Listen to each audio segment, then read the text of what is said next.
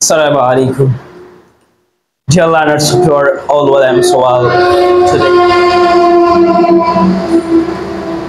Today I am going to discuss about tech questions, and we know that tech question is a very easy topic.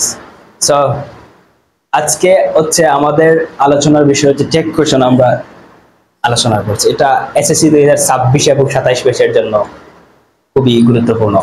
তো সবাই একটু মনোযোগ দেবে, দেখি আমরা আসলে আজকে কি আছে। Come nobody was present yesterday. তো এখানে nobody was present yesterday এই সেন্টেন্সটা যখন আমরা টেক কোয়েশ্চন লিখব, রোমান বলো এটা आंसर কি হবে? মিরাজ না,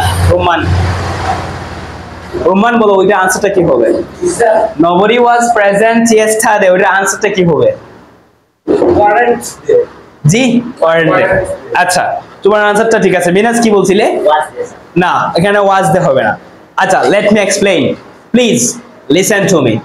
এই যে দেখো এখানে কিন্তু আমরা সবাই জানি স্যার এখানে অক্সিলারি ভার্ব কোনটা আছে? ওয়াজ।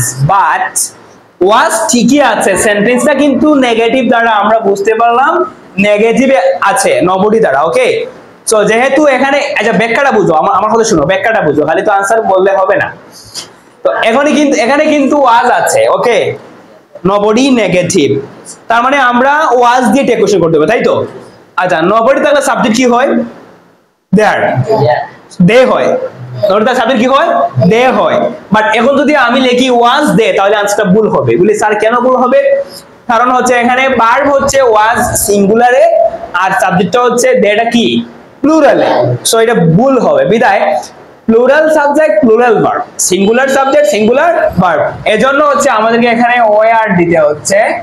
ওয়্যার আর সাবজেক্ট হচ্ছে কি দেই। এখন প্রশ্ন স্যার ওয়্যার নট কেন দেই না? কারণ হচ্ছে এখানে নবডি নেগেটিভ শব্দ। ওকে, 2 নাম্বার কোশ্চেন দেখো কি বলছে আমাদেরকে। I am N SSC examine.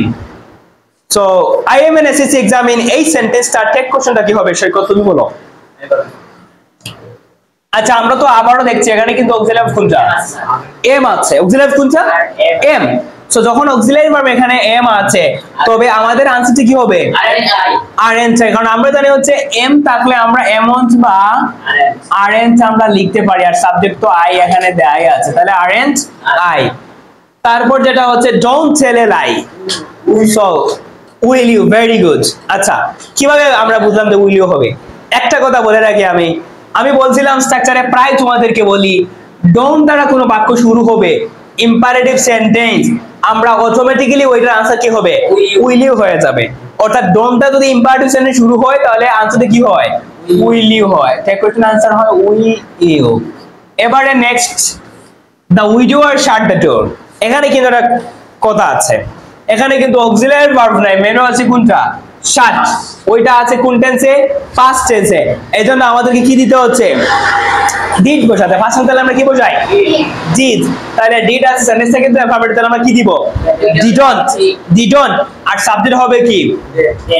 Subject দে হবে কেন? সাবজেক্ট হবে হি। দা উইডোর তাহলে কি হবে? হি হবে। তাহলে ডিডন্ট হি, ডিডন্ট হি। তারপর দেখো ই নাম্বার যেটা, the idol can do little for society। দেখো এই সেন্টেন্সটাতে আমরা আমাদের কি বলছে? মিনাজ খেয়াল করো একটু, the idol can do, এখানে কিন্তু অক্সিলারি ভার্ব can আছে, ঠিক আছে?